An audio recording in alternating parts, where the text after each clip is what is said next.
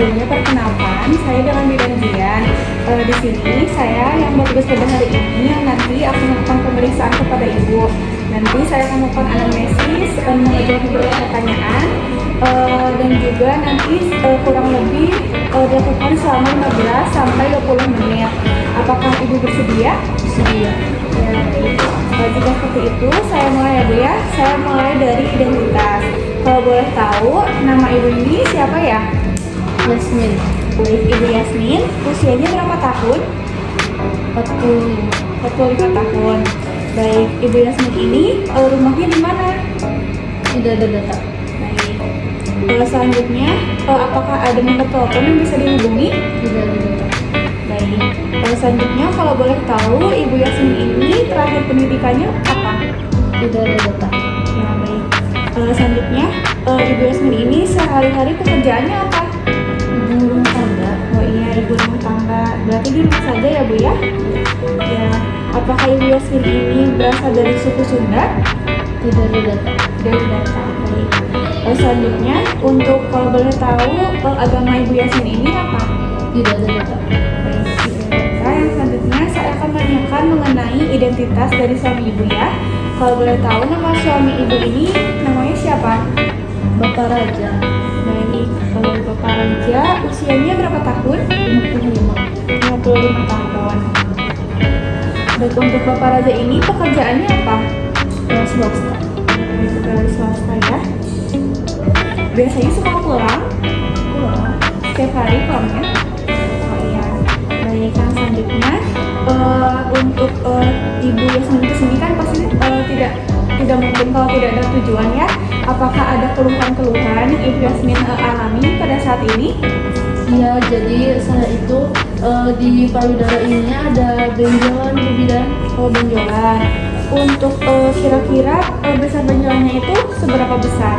Tidak ada data. Untuk benjolannya itu sudah ada sejak kapan? Tidak ada data. Baik. Apakah terasa nyeri pada di area payudaranya? Tidak ada data. Baik. Untuk benjolannya itu apakah di sebelah kanan saja atau sebelah kiri saja? Tidak ada data. Baik. Yang selanjutnya saya akan menanyakan mengenai riwayat obsesi ya Bu ya. Untuk Ibu Yasmin ini sudah memiliki berapa anak? 2. Oke, sudah memiliki 2 anak. Anak pertamanya berapa tahun? 25 tahun. Anak keduanya? 20 tahun. Berarti jaraknya 5 tahun ya Bu ya? Iya, baik. Untuk anak pertama dan keduanya, apakah normal? Normal. Untuk jenis kelaminnya? Tidak ada data. Tidak ada data, baik. Selanjutnya, apakah anak satu dan kedua diberikan ASI eksklusif? Tidak ada data. Baik, selanjutnya untuk Ibu Yasmin sendiri, apakah pernah mengalami keguguran sebelumnya? Tidak pernah. Baik. Selanjutnya saya akan menanyakan mengenai riwayat menstruasi ya Bu ya. Untuk hari pertama, hari terakhir dari Ibu Yasmin ini kapan? Sebulan yang lalu. Sebulan yang lalu dari tanggal periksa hari ini ya. Berarti tanggal 3 Maret ya?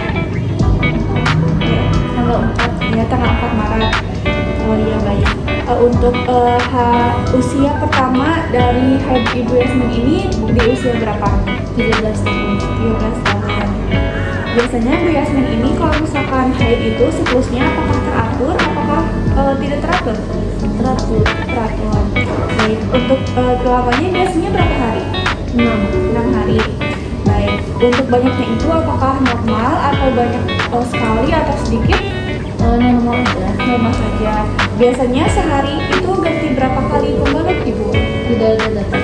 Baik. Selanjutnya apakah selama menstruasi ini apakah mengalami keluhan seperti nyeri pada bagian perut bawah ataupun bagian perut mana? Tidak. Baik, tidak ada. Apakah Ibu Yasmin ini mengalami keluhan lain selama menstruasi? Baik, tidak. Selanjutnya saya akan menanyakan mengenai riwayat pernikahan. Apakah dengan Bapak Raja ini merupakan pernikahan yang pertama? Baik, pernikahan yang pertama. Untuk usia pertama menikah itu Ibu Yasmin pada usia berapa ya? 24 tahun. Untuk lama pernikahan dengan Bapak Raja berapa tahun? 18 tahun. 18 tahun. Oh, udah lama ya Bu ya? ada. Apakah hubungan dengan Bapak Raja komunikasinya baik? Baik, alhamdulillah ya Bu ya. Selanjutnya, apakah Ibu Yasmin ini pernah mengalami riwayat kesehatan menahun seperti jantung, hipertensi, diabetes, TBC atau yang lainnya? Tidak pernah dan tidak ada juga ya. Baik, selanjutnya, apakah Ibu Yasmin ini pernah mengalami riwayat kesehatan mental seperti mengalami stres atau depresi? Tidak ada. Selanjutnya, apakah Ibu Yasmin ini pernah mengalami infeksi menular seksual? Kalau boleh tahu, Ibu Yasmin ini pernah dilakukan vaksinasi apa saja ya? Seperti imunisasi TT atau rubella atau varicella gitu? Tidak ada.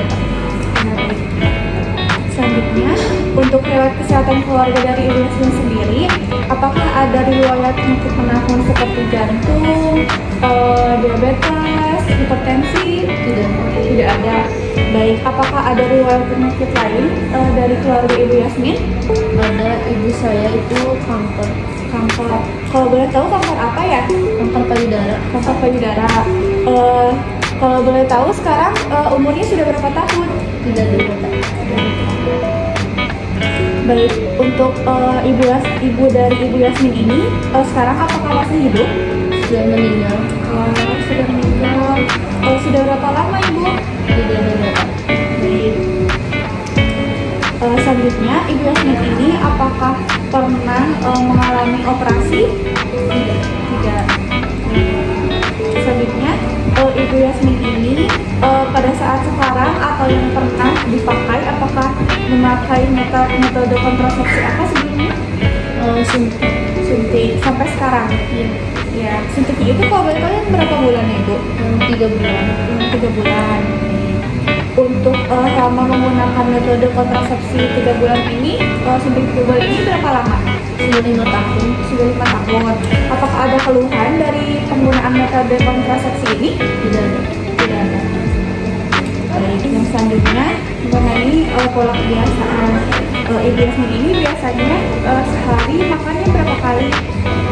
3 kali sehari. Biasanya suka makan sama apa Ibu? Tidak ada data. Tidak ada. Baik. Untuk porsinya biasanya suka segimana? Apakah secentong atau setengah centong? Tidak ada data. Baik. Apakah Ibu Yasmin ini punya alergi atau pantangan dari makanan? Tidak ada. Selanjutnya, Ibu Yasmin ini biasanya sehari minumnya suka berapa gelas sehari? Berapa gelas sehari?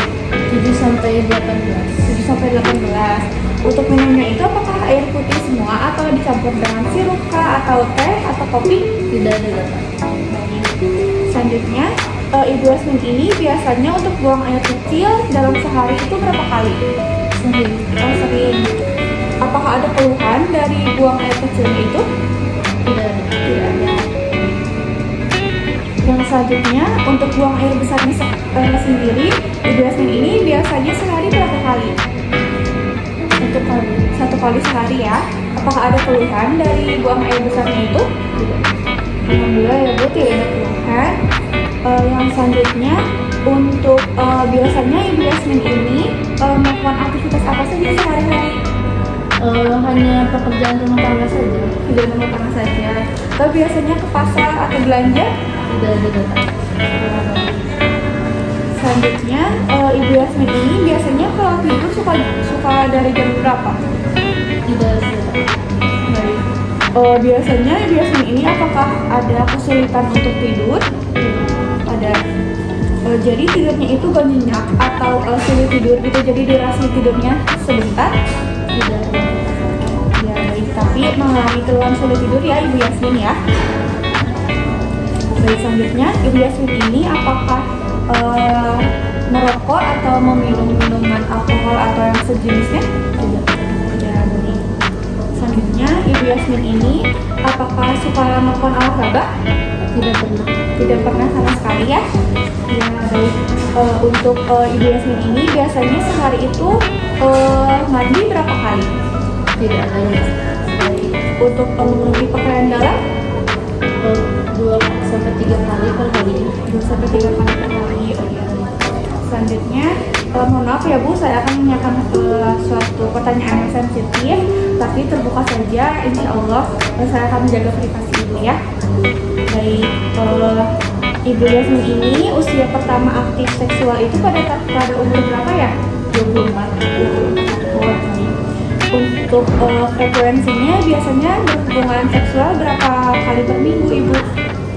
Paling 2-3 kali sih. 2-3 kali per minggu. Untuk dalam hubungan seksual itu apakah Ibu Yasmin sering merasakan kepuasan? Tidak. Selanjutnya, Ibu Yasmin ini apakah ada posisi atau teknis yang disukai saat berhubungan seksual? Tidak.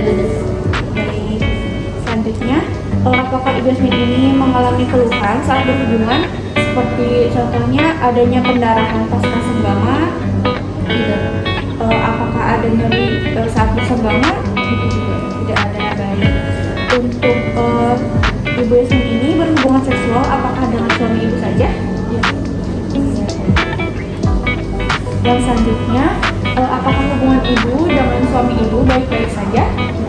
Apakah ada suatu permasalahan yang akhirnya merujuk ke kekerasan? Tidak. Baik, alhamdulillah ya Bu ya. Untuk hubungan Ibu dengan keluarga Ibu, baik dari keluarga dari pihak Ibu sendiri atau dari Bapak Raja, apakah baik-baik saja? Baik, alhamdulillah. Selanjutnya, apakah hubungan Ibu dengan lingkungan Ibu apakah baik-baik saja? Tidak. Baik, alhamdulillah ya Bu ya. Ibu mungkin untuk pemeriksaan anamnesisnya sudah saya tanyakan semuanya. Terima kasih banyak Ibu sudah menjawabnya dengan jujur. Insya Allah jika Ibu sudah menjawabnya dengan sejujur-jujurnya, untuk hasil pemeriksaannya pun nanti akan lebih tepat ya Bu ya. Sehingga nanti untuk penata laksanaan ataupun pencegahan dari keluhan yang Ibu alami nanti bisa dapat teratasi dengan baik ya Bu ya. Baik Ibu, setelah pemeriksaan anamnesis nanti akan ada pemeriksaan fisik. Nah, pemeriksaan fisik ini bertujuan untuk menunjang hasil dari pemeriksaan anamnesis supaya nanti bisa dilakukan suatu diagnosa yang tepat mengenai keluhan yang Ibu alami. Baik, untuk pemeriksaan fisiknya itu nanti akan dilakukan di meja ginekologi. Tapi sebelum itu, Ibu Yasmin boleh untuk berganti baju terlebih dahulu. Jika Ibu Yasmin ingin buang air kecil, dipersilakan karena dianjurkan untuk mengosongkan kandung kemih. Nanti untuk bajunya sudah disiapkan di ruang yang sudah dipersiapkan nanti. Nah, untuk pemeriksaan fisiknya ini nanti kira-kira sekitar 15 menit. Apakah Ibu Yasmin bersedia? Bersedia. Ya baik, jika seperti itu, alhamdulillah jika Ibu Yasmin sudah bersedia, dipersilakan untuk ke ruangan yang sudah disediakan. Nanti jika sudah berganti baju dan juga sudah mengosongkan kandung kemih, nanti saya tunggu di meja ginekologi selagi saya menyiapkan peralatannya ya Bu ya. Ya baik, dipersilakan Ibu Yasmin. Baik, terima kasih. Ya.